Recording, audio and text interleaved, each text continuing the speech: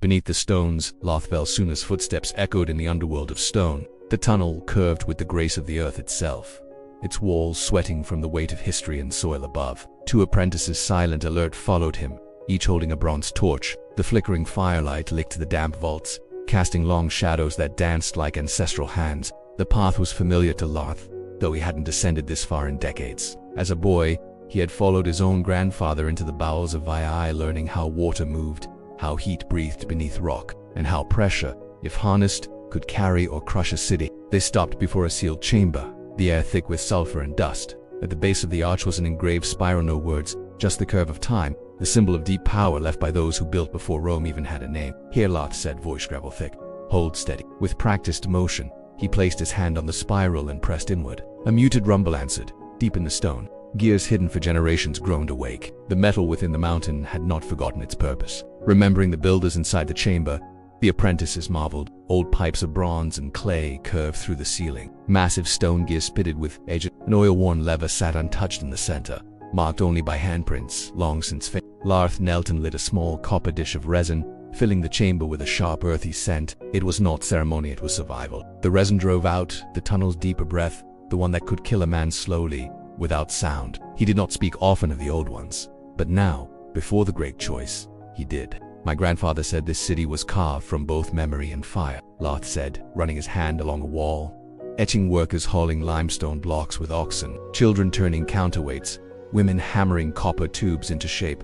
They built downward first, into the earth. "That is why we lasted longer than the others." One apprentice, the younger, asked softly, "Why did they hide it?" Loth replied, "Because Vei's heart is not its wars, it is what breathes beneath them. What we built here was never meant for conquest. It was made to keep us alive. But now, perhaps it must do something." Rome approaches above. Beyond the tunnel's quiet, the sky was bleeding orange. On Vei's walls, scouts watched as the Roman siege towers rolled closer.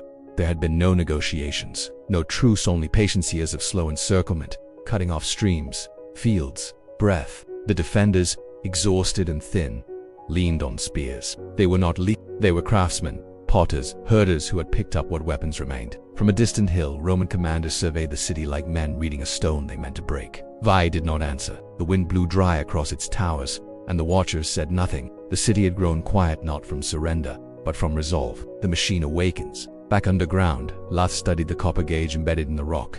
The presser had built enough. He took a breath. The apprentices stepped back. With a grunt, he drove a bronze wedge into the control slot. A tremor jolted through the floor. Gears ground forward with a shudder, and a low hiss began slow. Light flickered from veins in the wall, a mineral glow that came not from flame, but from friction. The chamber pulsed with heat. Stone exhaled. Somewhere far above them, valves opened. Vents under the city began to hum. Narrow passageways carved centuries ago carried the release steam, sound, and vibration. Not destruction, interruption. The last breath of Vai. When the Romans broke through the gates, they expected panic. Instead, they found fog. It was not smoke, no fires had yet begun. It rose from the gutters, from old wells, from carved storm drains. The mist was hot and thick, humming with invisible force. The soldiers paused. A horse reared and screamed. A wheel cracked. A centurion shouted for order. And then the tremor came. Not an earthquake, a shifting beneath their boots. As if the city were breathing out one final time. Loth stood deep below, feeling the pulse of stone pass through his bones. He would not rise again. This was his offering not to gods, but to memory. Let the Romans think it was a curse. Let them wonder. Let them fear the cities that carved breath from earth and left no gods. Ashes in the stone. Days after the fall, a city without a voice. The scavenger, the smoke had settled, but the silence was worse. Naja crept through the rubble like a shadow barefoot, face wrapped in soot-stained cloth, eyes peeled. He was 15, maybe 16, born to the outer hills beyond Via. A muleskin satchel bounced against his shoulder, half filled with copper, scraps, melted fittings, broken tools. He picked clean what the Romans overlooked. He had waited 3 days after the last horn. That was the rule. Never go too early. Too many swords and fires still looking for purpose. Vi had burned hot, but not long.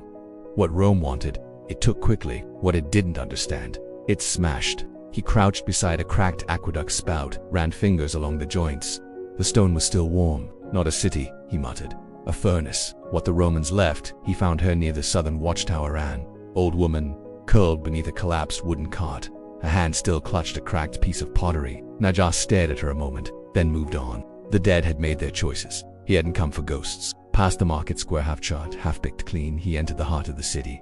Statues stood decapitated. A fountain burbled weakly, clogged with ash. He passed a group of Sabine traders picking through broken amphiry. They didn't see him. Or maybe they did and didn't care. He didn't look Roman, that helped. At the edge of what once had been a public hall, he found something he hadn't expected. A hatch in the floor, stone-framed, iron-ringed, soot-marked but intact. Hidden in plain sight, a voice rose in his memory. Never walk above a city, walk below it. His grandfather had said that, long ago, when VI was just a rumor and Rome was just a growl. Underneath again, the hatch groaned as he forced it open. The smell hit him like a wave of metal, damp stone, something scorched but not burned. He climbed down into a space that breathed without wind. Stone arches, perfectly aligned. A tunnel sloped downward, wide enough for carts once, now shrunken by time and neglect. He lit a sliver of resin and held it like a candle. The flame barely flickered, stable air, no collapse. He passed mechanisms he couldn't name, bronze rods shaped like flowers, shafts that vanished into ceiling slots, a groove that hummed faintly when his foot stepped close. He paused beside a wall scratched with hundreds of lines, not writing, but a record, a tally of what he felt. A strange pressure in his chest, not fear, recognition. The chamber of breath. The tunnel opened into a circular chamber. The ceiling soared above like the inside of a cracked dome. A collapsed wheel lay off center. Its wooden struts rotted, but its metal spine intact. Pipes ran through the floor, cut, melted, redirected. In the center stood a table of stone, smoothed by hand, chipped at the corners, not sacred, practical. On it lay a map, burned at the edges, carved into the rock itself. Not of roads, of depth, caverns, channels, valves, bays, true body. Naja ran his fingers over it and whispered, "They didn't live on this city, they lived in it." Behind him, a sound stirred. Not a person, a drip. A pipe still carried water. And if water still ran, he bent down and pressed his ear to the stone. He heard the city breathe. The message they missed. Naja didn't take anything from that chamber. Not a scrap, not a gear, not even the bronze shard he could have sold. He climbed back up into the light, blinking against the sharp sun. The traders were gone. The streets were quieter. From the top of the tower ruin, he could see the Roman camp rows of tents like teeth in a mouth too wide. But he looked south, beyond the broken lands, toward the places not yet lost. He touched the soot on his fingers, then marked the spiral on a wall, the same symbol he'd seen underground. He added one scratch beneath it. 1. 4 He would go east next where the old one said the stones could speak, and the rivers moved upstream when the world needed hiding. It was only Salt Road, Volsini Hills. 395 BCE, a merchant's daughter hears the river whisper, the winding path they had walked the Salt Road since dawn. Tana pulled the mule by its bridle, the wheels of the cart crunching over white dust. Her father, Orko, was somewhere ahead, negotiating a steep bend with the other traders. The sun had not yet burned the mist off the hills, and every breath tasted like stone and sweat. She hated these trip stays, walking the ancient paths between Volsini and the coast, bartering salt and metal and waxed grain for tools or dye or teeth. But today the road felt different, quieter, as if the hills themselves were listening. They passed no one on the trail. No hunters, no shepherds, just birds watching from high cypress trees. Silent, Tana reached into her cart and pulled out a small tablet, carved with an unfamiliar symbol, a spiral with a slash beneath. She'd found it in a cracked basket among the trade goods her father brought from VIE, but it made her fingers itch to hold it. Rumors in the wind. They camped near a half-collapsed stone outpost, once Etruscan, now weathered beyond claim. Orko sat beside a tiny fire, chewing dried fig and muttering. 3 villagers won't trade this week, he said. Say something stirred in the west. Say the Vayuns called the stone to swallow their dead. Tana frowned. Stone doesn't swallow, it cracks. Maybe you haven't walked far enough. He took another bite. Or maybe we forget what lives under us when we live too long above. She turned away, gaze tracing the ridgeline. The river glinted below like a blade. A slow wind climbed a slope, warm and strange. That night, she dreamt of tunnels and carved faces and rivers that rose against the mouth opened. She found the entrance behind the largest stone, a narrow cleft in the hill's base, hidden by roots and time. The stone had been cut and sealed once, but someone had broken it again, deliberately, carefully. Inside, the temperature dropped sharply. She lit a small lamp from the ember she kept wrapped in leather and moved forward, one hand on the wall. Unlike Vea's deep chambers, machine-made precise, this tunnel was rough, breathing with the pulse of the hill. Lichen glowed faintly along the wall. Water trickled somewhere below, a stream echoing off stone ribs. After an hour, she found what she wasn't looking for. A sleeping place, a pack, a flint striker, a half-eaten root. Someone else had come this way, and not long ago. Tana didn't call out. She just sat beside the stone wall and waited. The other wayfarer, he returned at nightfall. She heard his footsteps first, soft, careful. He entered the chamber with the ease of familiarity, a torch in hand. He stopped when he saw her, not startled but curious. He was older, maybe 20, with dark hair and a blade at his hip.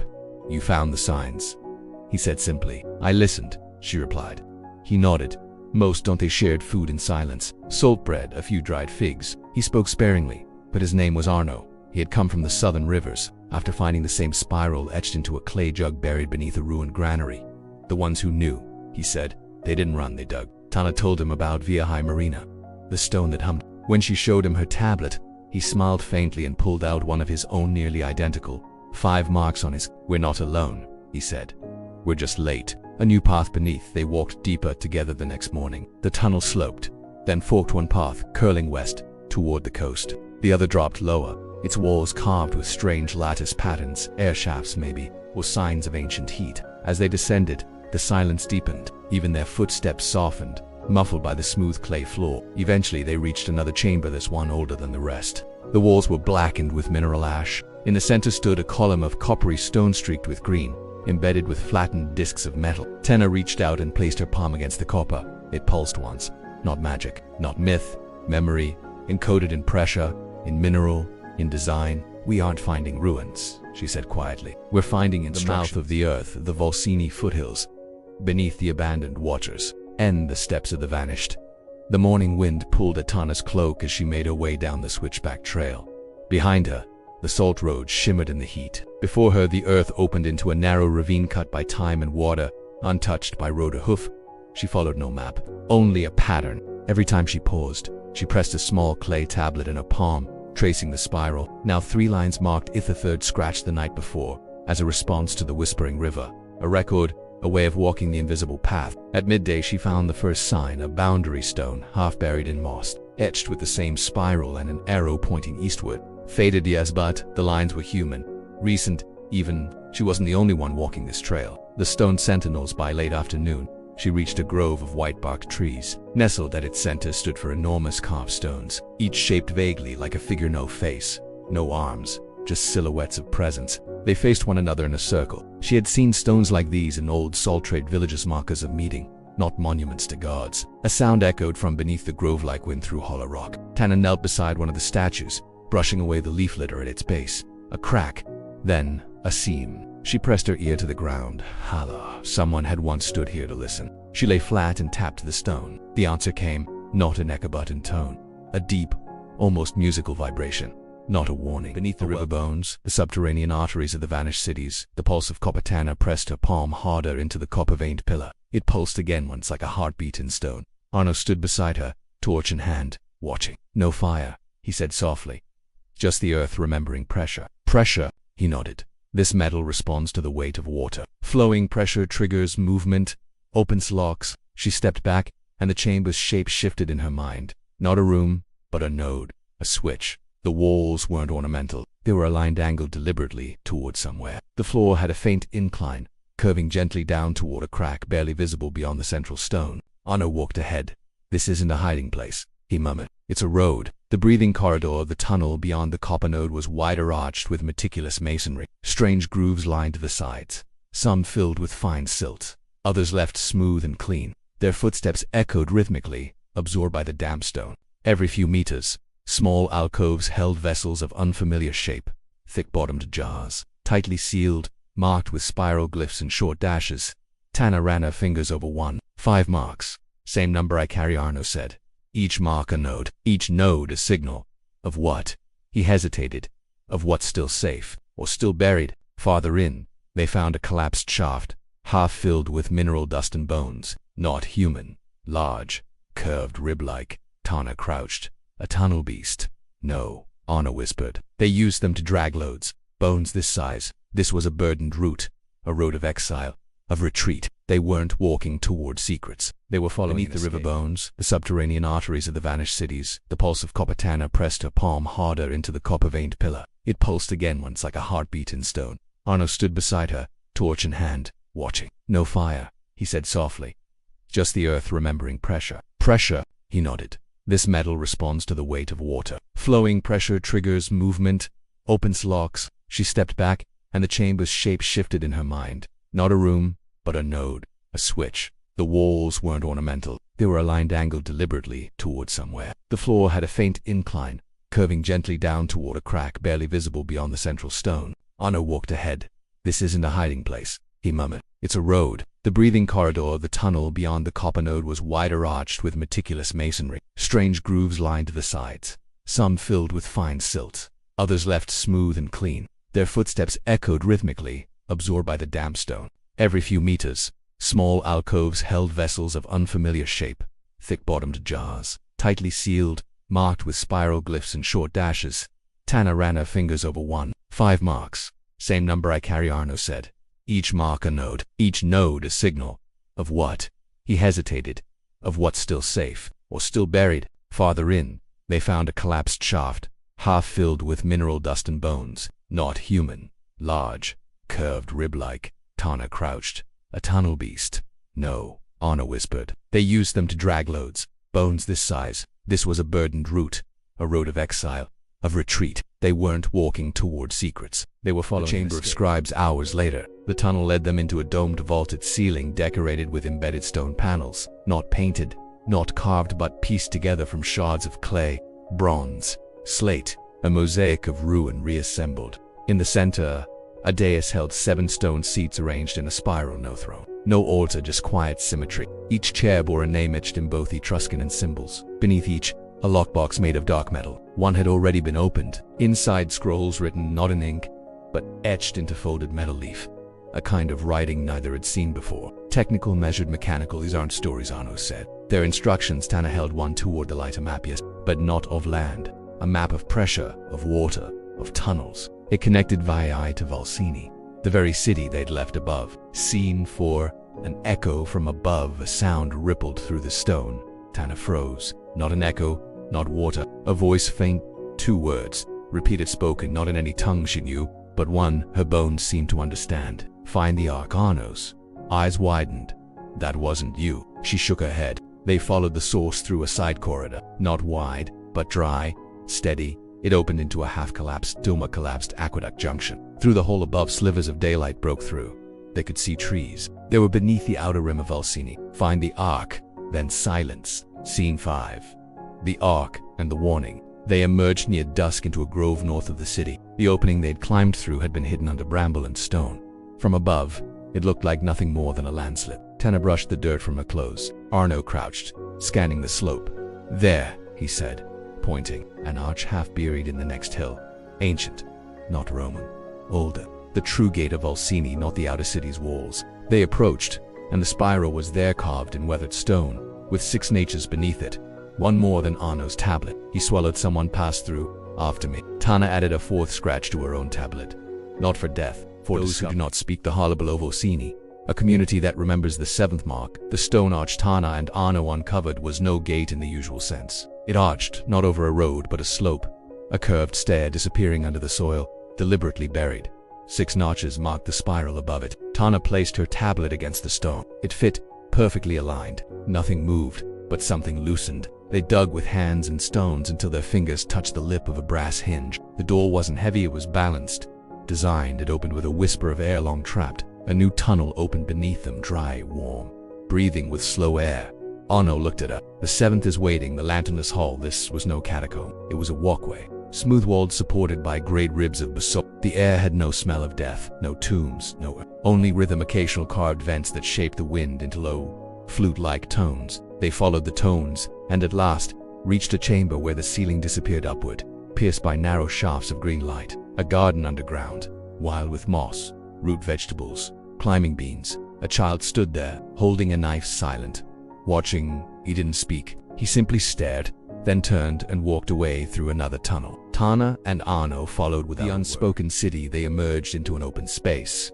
Not vast, but alive. Shelves carved into the walls held dry grain. Canals the width of hands carried water from deeper tunnels. Clay tubes rose like reeds, carrying smoke from cook fires far below. Figures moved silently, all barefoot, all watchful. Men and women, children and elders, not hiding, waiting. An older woman approached. Her arms bore the same spiral marks, though etched with charcoal rather than cut. She studied Tana and Arno for a long time before gesturing them toward a bench carved from a single folded sheet of black stone. She signed with her hands. "You heard the stone," Tana nodded. "You are late, but not the last." A language of hands in stone, they called themselves the Votara that kept memory. They spoke only in signs or through rhythm, tapping stones, humming between chambers, using resonance to communicate through walls. Silence was sacred, not for belief, but for safety. Sound above ground meant detection. Sound underground was deliberate, encoded. Tana learned slowly. Their children were taught the spiral language by tracing it in sand, and their history through sculpted discs. Memory encoded in sequence and pattern. Arno watched a blind elder read a history of Vi from the weight of differently shaped clay tokens. "This isn't forgetting," he said to Tana one night. "This is precision." They chose to disappear without vanishing, the warning in the clay. Late one evening, a messenger returned through a western shaft. Gaunt, travel-worn, his spiral carried 7.5 notches half. He poured out a pouch of shattered clay. It bore signs from the city of Clusium, a mark long lost. The last node, once thought destroyed. The woman leader studied it, her hand still, then turned to Tana. She placed a cold shard of the broken token in her palm. "The last arc is breaking. You must carry it forward." Tana looked at Arno. Their journey had begun with salt and silence. Now it led to the last route of the network, where memory risked being broken. The broken arc, the journey to Clusium. Shadows on the old road clay that speaks in circles. The Votara didn't give Tana and Arno a map. They gave them a ring of 6 flat clay discs, strung together by a loop of braided flax. Each disc was textured on one side with tiny raised ridges and grooves. When held up to certain stones, they clicked into shallow the spiral could be aligned, triggering a low vibration through the clay. Resonant space direction, not distance. "You won't see where you're going," said the elder woman, her hand speaking slowly in the firelight. "You'll only feel when you're right." They left at night, climbing through a slope vent west of Volsini, where a dry creek had once fed orchards. Now it fed no one, a land of still smoke. The landscape had changed since Tana last walked under sky. What had once been a trade road now lay half buried in black ash and pale dust. Olive trees leaned dead in fields of stone. The sky held a faint yellow film. Volsini's fall hadn't ended with conquest, it ended with silence. Arno walked several paces ahead, carrying the discs in a pouch lined with felt. Every hour, they stopped and tested the resonance, holding a disc near stone, tapping with a knuckle. Most gave no sound, but when they reached a broken viaduct north of Oviedo, the 4th disc sang. A dull, copper-hollow tone. "We're on the right fracture," Arno whispered. "Fracture, not path." These weren't roads. They were fault lines. Dead signaled 2 days later. In a hollow where black poplars grew in windless lines, they reached the edge of Clasima's basin. The land had once been terraced and green. Now it was choked in broken walls, collapsed aqueducts, and the stench of long undisturbed decay. Something had scorched the city and then left it untouched. As if no one dared disturb what came after, they approached the city's outer rise cautiously. That night, beneath a broken lintel carved with the sign of a spiral within a square, Arno placed the 5th disc into the stone groove. It didn't hum, it just once. Sharp and metallic. Before cracking clean in two, Tana caught her breath. "Someone broke the arc," Arno said grimly. "Not by accident. They wanted the signal silenced." Echoes in the dusk. Clusium was not abandoned, it was still. As they moved through the collapsed western quarter, Tana noticed recent footprints in the ash. Not Roman sandals, but soft-soled foot traps. Others were here, or had been recently. Inside the central square, a half-buried staircase descended into what was once a grain vault. There, they found the 7th disc socket, waiting, clean, undisturbed. Tana held her breath and slotted the final disc into place. No sound, but beneath her feet a tremor ran through the stone. Not a quake, but a rhythm. A message, not in words, but intervals.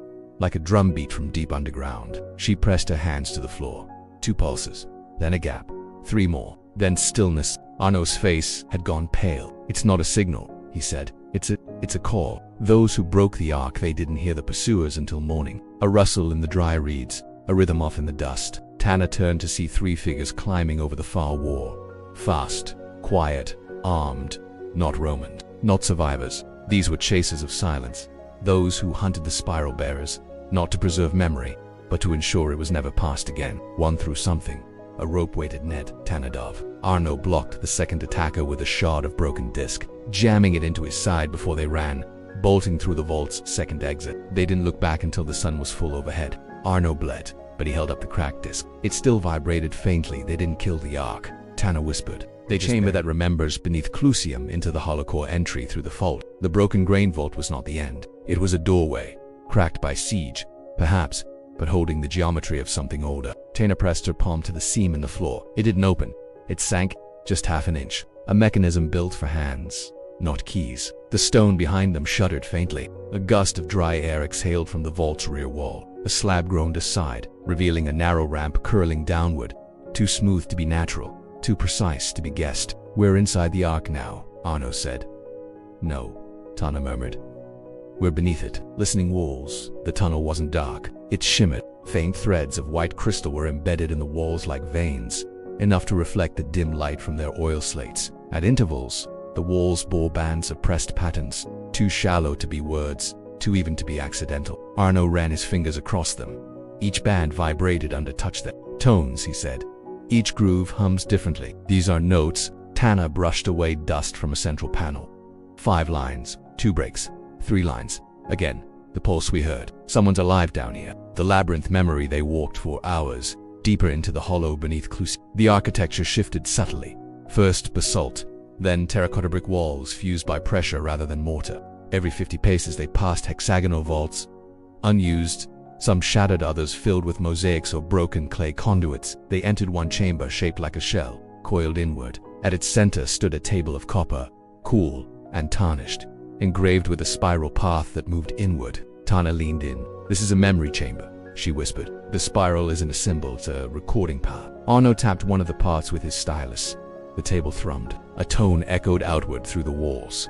Low, pulsed, repeating, a response. They were being invited. The hollow core, the last chamber, was like standing inside the heart of an ammonite fossil. Its walls curved up and around them in layered ribs, each carved with years, names, and impressions of faces, but not as likenesses. They were pressure maps, impressions captured in clay before firing, as if memory was stored not by language but touch. At the center sat a woman, alive, still, watching. Not old, maybe 30, eyes dark and unflickering. She did not startle when they entered. "You followed the spiral," she said. Tana stepped forward. "We heard the warning." "No." "You heard the callback." She stood. She wore no weapons, only a tool belt of metal picks and "We are the ones below the pulse," she said. "When the last art cracked, we sent no cries for help, only a challenge." Arno frowned. "To?" She stepped forward. "To those who would erase us. A stone that cannot be broken." The chamber pulsed, now slow and steady, like a second heartbeat deep in the stone. The woman showed them a wall covered in glassy black stone. "This is obsidian. It's a volcanic glass we treated with salt and smoke until it became Nothing scratches it, nothing penetrates." She picked up a disc from her belt. Smooth. Then she placed it into a groove in the wall. A pattern appeared, not etched, but glowing with pale blue light. Arno gasped. "The spiral was never for memory," the woman said. "It was for transmission. If one arc falls, another receives." Tana looked around. "How many are left?" The woman gave a faint smile. "That's what you're going to find. Watchful ground toward Amaternum. Pressure and pattern. The shadow route. They left Clusium under cover of dawn.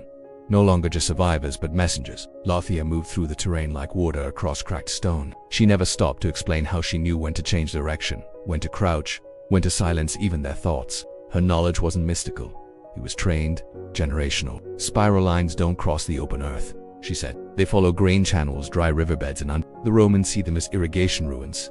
They aren't." Arno, wounded still, leaned on a carved staff. "They're nerve lines," he said. Tana nodded. "Amaternum's is pinched. It would be 10 days to reach it." On the 3rd, they saw Roman standards rise on a distant hilltop. "They're watching the ground," Lathia whispered. "Not the people. The eye of Amaternum." Amaternum had not yet fallen, but it was afraid. Roman traders moved freely through its southern gates. Stone watchers lined the walls, not soldiers, but hired sentries with inked records and charcoal ledgers. Their purpose was not defense but observation. They noted who walked where, who whispered near the city, who tapped too often at walls. A spiral city was being mapped for weakness. Tana, Arno, and Lathia entered at dusk through the livestock lane, disguised as Lathia had braided the copper disc into her hair, concealed as an ornament. Their destination was beneath the North Temple ruins, a site long closed for reconstruction, but the Romans had unknowingly built their barracks over it. The vault below the barracks. They waited for the 4th moon. In the hush between Roman guard changes, the 3 slipped behind the burned cistern and descended a stone ladder lost under vine and shale. Below, they entered a crawlspace reeking of smoke and rats. It wasn't death that choked the air. It was dormancy, no pulse. This node's been dark since the third spiral silence, Lathea whispered. Tana knelt at the cracked basin in the center. She removed the spiral disc she had once thought was only a keepsake. It didn't hum. Instead, the wall opposite the basin, a faint shimmer of red in a line no longer visible by torchlight, a heat line, not a light one. Signals here. Arno murmured. It's just buried. They needed signal by touch. They worked in complete silence. Lathea showed them how to map resonant touch. Pressing palm, knuckle, and heel of hand in sequence, the stone responded like a drum skin thudding faintly back. Tana's first sequence failed. Her second gave only dust. But her third heel, fingertip, palm, pause, repeat made the basin. Red light flickered in a tight band, forming a compressed spiral across the stone face.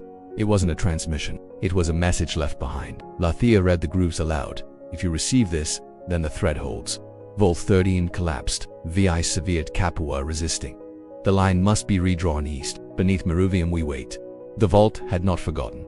It had redirected. Discovery and escape. But someone was listening. As the last echo faded, footsteps clattered above. A voice barked in Latin, clipped, bored, but closed. They bolted through the lower corridor. Lathea led them to a narrow culvert, built for flood drainage. It hadn't run in a decade, but still held the shape of escape. The three slid down an angled shaft, scraping elbows and shoulders. Outside, the night wind slapped them full in the face. Behind them, someone shouted. A horn rang once. Not an alarm, a mark. They were now the Echo Vault Meruvium, the last spiral convergence scene. One into the mountain's breath, they arrived at Meruvium in wind and silence. It was not a large city, but the mountain beside it was. Lake Fucinas lapped against the cliffs. Dams had once tried to hold the lake's rage. Most had collapsed, but one remained, a stone-buttressed concave structure that looked abandoned, yet hummed faintly at dawn. We're not just looking for the vaults, Lathea said. We're looking for the place where all messages go silent, because they arrive. Tana stared at the dam. It's not a blockage, she said. It's a listening wall. The unseen waterline. The approach was brutal. Half-flooded tunnels, collapsed arches, and silty wind from the lake. Their passage was slowed by terrain and fatigue, but also by the odd sensations. Static along the skin, faint tones in the teeth. Resonance, Arno muttered. The vault's not behind the dam, it is the dam. They found a seam, a vertical slit once hidden by a wooden sluice. It opened not with touch, but with pulse. Tana and Lathea each held a spiral disc and tapped them lightly against the wall in tandem. A double rhythm they had learned from the broken vault in Amet. The dam responded with a soft creak. A slab parted. The spiral convergence, the convergence room, the interior chamber had no carvings, no mosaics, no names. It was function only, and overwhelming in its simplicity. Two giant basalt spirals were inlaid into the floor and ceiling, perfectly aligned. Around them were 8 circular alcoves, like rooms cut from the mountain's muscle. In the center, a stone basin filled with unmoving water, perfectly flat. Arno whispered, "This place doesn't tell stories." Tana nodded. "It listens to them." Lathea reached into her belt and placed her copper disc in the water. The surface remained still. Then it rippled. Not outward, but inward. The convergence had received them. The message that waited from each of the 8 alcoves. A voice emerged. Not living, but recorded in rhythm, like tapped memory. One voice was harsh and fast, Kappa 1 node failing. Roman sensor classes decoded partial spiral Another northern Ligurian line disconnected. "We buried the discs inside shell mosaic crypts. A child carries one now." Another Volsini last art compromised. One bearer may have reached Clusia. Silence holds. For now, Tana stood still. The final alcove was quiet, until a soft chime began. It was her mother's signal, the one she had tapped on the grain cellar wall as a child, never knowing what it meant. The convergence knew her, and it had been waiting. A decision in stillness. The ripple stopped. The basin dimmed. A message rose in etched steam from the floor. "This is the final point. Nothing more will be sent. If you hear this, the spiral is no longer safe. Encode the last sequence. Scatter.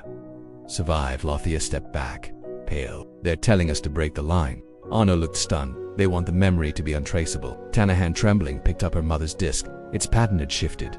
The groove had deepened. One spiral layer farther than before. Not the end. The seed. She placed it in her satchel. "We go east," she said, "past the lake. Into the free hills." Lathea nodded. "No more vaults. No more lines. Just living memory." The man who counted stones, a narrow escape.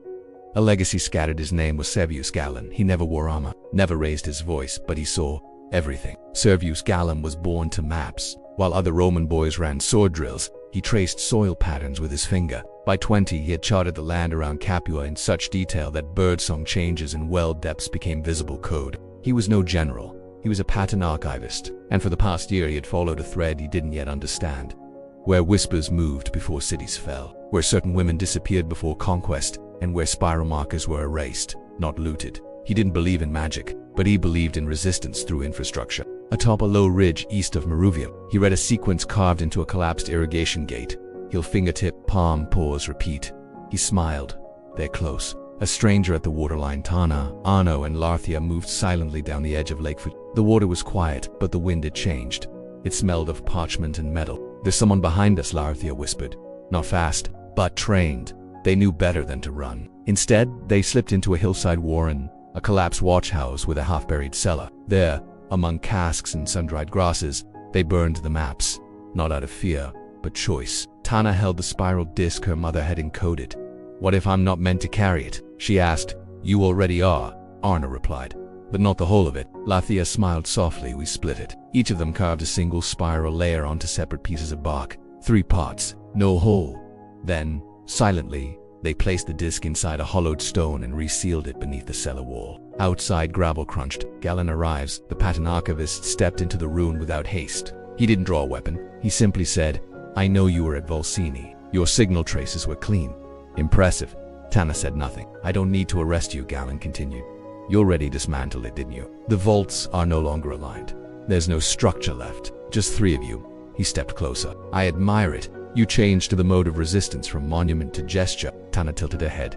We don't resist, she said. We remember. Galen's face changed. The faintest sign of unease. Memory can't be quantified, he muttered. She took a step forward. The ghost exit. They didn't flee. They simply moved past Galen, out into the open field where low fog had begun to settle. He didn't stop them. He stood in the cellar, alone, staring at wall carvings that meant nothing without sound or motion. Later, when Roman scouts arrived, he gave no order to pursue. He marked the site culturally irrelevant and moved on. But that night, as he lay awake, he realized the spiral had won, not through strength, but through vanishing. The 3 roads, the trio, parted without ceremony. Tana walked east to the high villages of the Sabines. Arno headed north to where old Ligurian songs still curled through mountain paths. Larthia took the southern coast, hiding knowledge in fisherman's rhythm, in wind-sung knots, in baked earth tiles. No vaults remained, but the pattern lived, in scars, in breath, in the eyes of those who would never be named in any epilogue. The unwritten spiral. They didn't say goodbye. That would have made it final. Instead, they stood in the high field overlooking the broken valley, where Lake Fucinus whispered against rock, and the wind carried no banners, just the hush of distance, a sliver of a map no one could decode without the other 2. Tana unwrapped the bark fragment she'd carved, a single spiral groove, meaningless on its own. Should we bury them? Arno asked. Larthia shook her head. That's what Rome would do, seal knowledge beneath stone. She placed her fragment inside a bundle of dried reeds. We carry it. We become it. She wore her knowledge in gesture, rhythmic hand movements when folding grain into cloth. Young girls watched and coped. They thought it was only habit, but within the folds were coordinates. Within the dance, warnings, a spiral in 3 paths. He played it for mountain towns and traders. 5 notes, then 3, then a pause. Miners and goat herders began whistling the tune as a joke that led some, unknowingly, along the paths the spiral once marked. Tana took the eastern road, where the Sabine highlands met the wilds. Arno went north, his bark fragment tied onto the tongue of his leather flute. Lathia sailed south, joining a chain of fisherwomen who mended nets with rhythmic knots. Her spiral fragment was engraved on the inside of a weaving comb, a pattern no Roman would look at twice. But in the loop of knot to hook, entire cities were remembered. None of them ever spoke the full spiral again, but each piece moved, each piece lived. A child beneath the cypress years passed, then decades, and somewhere, not in a city, not in a book, a child sat under a cypress tree, dragging a stick through dust while her grandmother sang. 3 taps, a pause, 2 more. What does it mean? She asked. The old woman smiled. It means we remember. The child tapped it again, just for the sound, just for the rhythm. Somewhere far off, another child did the same. In a different dialect, in a different craft, in a different archive holds this Rome conquered the roads, the walls, the names, but not the gesture, not the rhythm that passed hand to hand, woven, harmed, marked in silence. When historians opened tombs, they found nothing but fragments scattered, etchings, mismatched disc patterns, meaningless without the code. So they wrote it off. A primitive system, probably agricultural. They never understood, because the spiral was never meant for them. Final line. The spiral was not lost, it was broken on purpose, so that no empire could ever hold it whole, and in that fracture it survived.